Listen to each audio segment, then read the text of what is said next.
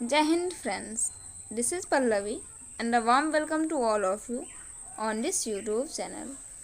आप सभी जानते हैं कि यह जो सेशन हमारा चल रहा है वो चल रहा है मेंस आंसर राइटिंग प्रोग्राम के अंतर्गत। और इस मेंस आंसर राइटिंग प्रोग्राम में हम सभी क्या कर रहे हैं कि डेली एक क्वेश्चंस को लिखने का प्रयास कर रहे हैं।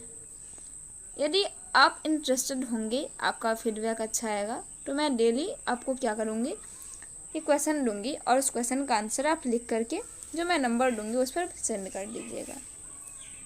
ओके, तो इस तरीके से भी आपका आंसर चेक हो जाएगा।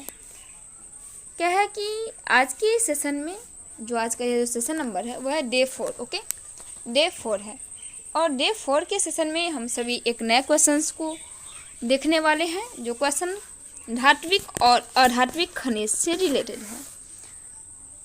जैसा कि आप सभी जानते हैं कि यदि आप प्री क्वालिफाई कर जाते हैं तो आपको मेंस लिखने का मौका मिलता है और इन जो मेंस का जो मार्क्स है उसी बेसिस पर प्लस इंटरव्यू के मार्क्स के बेसिस पर आपका मेरिट लिस्ट बनता है और आपको पोस्ट मिलते हैं यदि आपका सिलेक्शन हो जाता है तो इसमें सबसे इम्पॉर्टेंट यह होता है कि आखिर मेंस का आंसर लिखना होता है। कोई ऑब्जेक्टिव टाइप क्वेश्चन तो है नहीं कि हम टिक आउट कर लेंगे।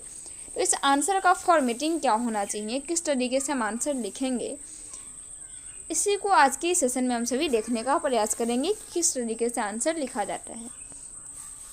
तो आज बिना किसी इधर उधर के बातों के सेशन को शुरू करते हैं। हमारा जो आज का क्वेश्चन है डे 4 का क्वेश्चन है। ओके, यह डे 4 है। डे 4 की क्वेश्चन में हम सभी देखने वाले हैं कि बिहार के पठारी भागों में प्रमुख अधात्विक और धात्विक खनिजों का वर्णन करें। यह खनिज बिहार के विकास को किस प्रकार प्रभावित करता है, इसके बारे में आपको लिखना है 8 मार्क्स में। कितने मार्क्स में? 8 मार्क्स में आपको ये आंसर लिखना है। अब यह जो टॉपिक है, इस टॉपिक से क्वेश्चंस आपको प्री में भी देखने को मिलते हैं। जैसे धात्विक और धात्विक खनिज से यदि आप चर्चा करें तो बिहार के जो आप सभी जानते हैं कि यह हमारा, मान लेते हैं कि यह जो हमारा क्षेत्र है यह जो है वह बिहार है और बिहार का यह जो क्षेत्र है, इधर नीचे वाला जो यह क्षेत्र है, जस्ट वेट अ मिनट, यह जो क्षेत्र है यहाँ पर कुछ पठार, यहाँ पर जो ये जो क्षेत्र है यहाँ पर क्या है कि कुछ धात्विक और अधात्विक प्रकार के खनिज पाए जाते हैं। ओके, और आप सभी जानते हैं कि जब 2000 में, कब, सन 2000 में 15 नवंबर सन 2000 को जब हमारा जो बिहार है वो झारखंड से अलग हो गया तो हमारे यहाँ के जो इस तरीके के क्षेत्र थे, धात्विक और अधात्विक खनिजों के जो क्षेत्र थे, उसका जो अधिकतर भाग है वो इस तरीके से इधर से 45% हिस्सा लेकर के एक नया राज्य बनाया गया जिसका नाम रखा गया झारखंड, और ये सभी क्षेत्र झारखंड में चले गए। लेकिन अभी भी देखते हैं कि बिहार के पठारी भागों में कौन कौन से खनिज हैं, उन खनिजों के बारे में हम जानेंगे। तो आप सभी जानते हैं कि क्वेश्चन को लिखने में सबसे पहले हम भूमिका लिखते हैं, भूमिका के बाद हम मेन बॉडी लिखते हैं और सबसे लास्ट में हम कंक्लूजन लिखते हैं। ओके, मेन बॉडी के बाद हम क्या लिखते हैं? कंक्लूजन लिखते हैं। तो चलिए स्टार्ट करते हैं किस तरीके से हमारा इंट्रोडक्शन होगा, भूमिका किस तरीके से लिखेंगे हम। यहाँ पर देख पा रहे हैं कि भूमिका में लिखा हुआ है बिहार में खनिज संसाधनों का एक महत्वपूर्ण स्थान है। राज्य के धात्विक व अधात्विक दोनों तरह के खनिज दक्षिणी बिहार के पठारी भागों में पाया जाता है। ये खनिज बिहार के विकास को प्रभावित करते हैं क्योंकि ये उद्योगों के लिए कच्चा माल प्रदान करते हैं। रोजगार सृजन भी यहाँ होता है और सरकार को जो कर राजस्व है वो भी, यह जो दक्षिणी बिहार का क्षेत्र है वो कर राजस्व भी प्रदान करता है सरकार को। तो इस दृष्टिकोण से भी देखें तो बिहार का यह जो क्षेत्र है वो काफ़ी इम्पोर्टेंट है। इस तरीके से आप देख पा रहे होंगे कि कुछ अधात्विक और धात्विक खनिजों के बारे में लिखा गया है। यह जो चूना पत्थर है वो अधात्विक खनिज है और बाकी जो आप इधर देख पा रहे हैं ये सारे के सारे अधात्विक खनिज हैं। ओके, अधात्विक खनिज में आप देख पा रहे अभ्रक, फिर ये जो बॉक्साइट है आप देख पा रहे हैं यहाँ लिखा हुआ है धात्विक खनिज है। फिर क्वार्ट्ज जो है वह अधात्विक है, नमक डोलोमाइट, पायराइट और स्लेट, ये सब के सब धात्विक खनिज के उदाहरण हैं।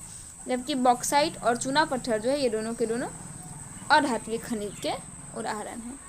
इस तरीके से अगर हम इसकी अवस्थिति को दर्शाएं एक मैप के माध्यम से, तो आप इस तरीके से देख पाएंगे कि इसमें अधात्विक और धात्विक, ओके, अधात्विक और धात्विक दोनों प्रकार के, जस्ट वेट अ मिनट, धात्विक और अधात्विक दोनों प्रकार के खनिजों की अवस्थिति को दर्शाएगी। आप यहाँ देख रहे हैं अधात्विक और धात्विक दोनों प्रकार के खनिजों की अवस्थिति को दर्शाया गया है। आप जानते हैं कि ऊपर वाला जो क्षेत्र है वो उत्तरी बिहार का क्षेत्र है और नीचे वाला जो क्षेत्र है वो दक्षिणी बिहार का क्षेत्र है।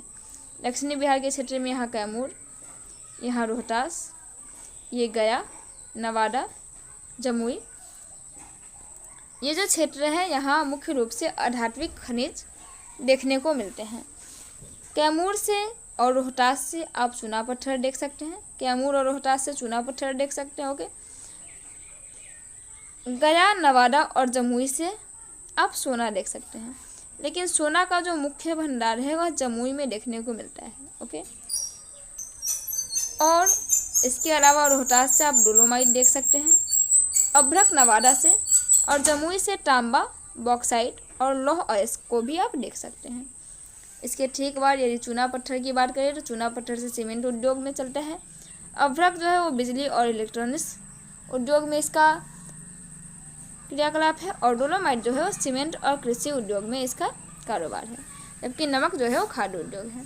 ये जो क्वेश्चन है इस बार के भी एग्जाम में देखा गया है कि पायराइट जो है यह देश के संसाधनों का 95% बिहार में उत्पादित करता है, और बिहार में कई धात्विक खनिज मौजूद हैं जिनमें से कुछ महत्वपूर्ण है। धात्विक खनिज में लोहा, बॉक्साइट, मैग्नीज, तांबा, सीसा एवं जस्ता जो है वो धात्विक खनिज के अंतर्गत आते हैं। खनिजों का बिहार, ओके, खनिजों का बिहार के विकास पर क्या प्रभाव पड़ा है इसको यहाँ लिखा गया है। खनिजों के बिहार के विकास पर यह प्रभाव है कि यह उद्योगों के लिए कच्चा माल प्रदान करता है, जो कि अभी हमने बताया। यह रोजगार सृजन करने का काम करता है, और साथ ही खनन राजस्व भी यहाँ से दिया जाता है, जो कि हमने ऊपर भी आपको बता रखा है।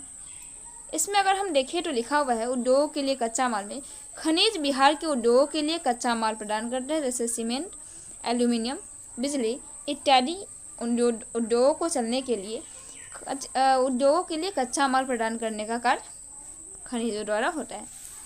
रोजगार सृजन की अगर बात करें तो खनिज उद्योग बिहार में रोजगार सृजित करता है, जिससे लोगों को आर्थिक रूप से सशक्त बनाया जा सकता है। और 2024-25 का जो आंकड़ा है इसमें 644 नई फैक्ट्रियों की स्थापना की मंजूरी मिली है, जिसमें 55,000 से अधिक लोगों को रोजगार मिलने की उम्मीद है। इस तरीके से आप रोजगार सृजन के बारे में लिख सकते हैं। और एक आंकड़ा 2023-24 का भी यहाँ लिखा है कि 2023-24 में जो आंकड़ा है वो 26,843 लोगों को रोजगार मिला है, ऐसा आंकड़ा हमें देखने को मिलता है। ये डाटा जो है आप गूगल यूज करके भी लिख सकते हैं और याद कर लेंगे बाद में। फिर अगर हम खनन राजस्व की बात करें, जो तीसरा मोस्ट इम्पॉर्टेंट फैक्टर है बिहार के विकास के लिए, कि बिहार में 2023-24 के लिए खनन राजस्व संग्रह लक्ष्य जो है वो 51.78% हासिल किया गया है, और खनन विभाग ने 2024-25 में 40 करोड़ 14 लाख रुपए की रिकॉर्ड राजस्व वसूली की है। इसके साथ ही हम सबसे लास्ट में जब निष्कर्ष लिखेंगे तो हम ये लिखेंगे कि बिहार में खनिज संसाधन राज्य के विकास हेतु महत्वपूर्ण है। इन खनिजों के उपयोग के लिए कई उद्योग विकसित हुए हैं और रोजगार सृजित हुए। सरकार को कर राजस्व प्राप्त हुआ है, और साथ ही पर्यावरण संबंधी चिंताओं को भी ध्यान में रखना जरूरी है, ताकि खनिज उद्योगों को टिकाऊ रूप से संचालित किया जा सके। इस तरीके से आप सबसे लास्ट में इसका निष्कर्ष लिखेंगे। आई होप कि आप समझ पा रहे होंगे कि आपको आंसर राइटिंग करना कैसे है।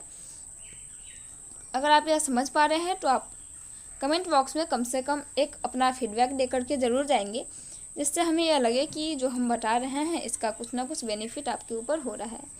सबसे पहले हमने क्या लिखा, भूमिका, ओके। इसके बाद हमने क्या लिखा, मेन बॉडी, ओके। और मेन बॉडी में हमने क्या लिखा, आप देखेंगे कि मेन बॉडी में हमने पहले लिखा इसकी अवस्थिति को दर्शाया, मैप के माध्यम से। इसके बाद बिहार के विकास पर इसका क्या प्रभाव पड़ा, इसको लिखा। बिहार के विकास पर उद्योगों का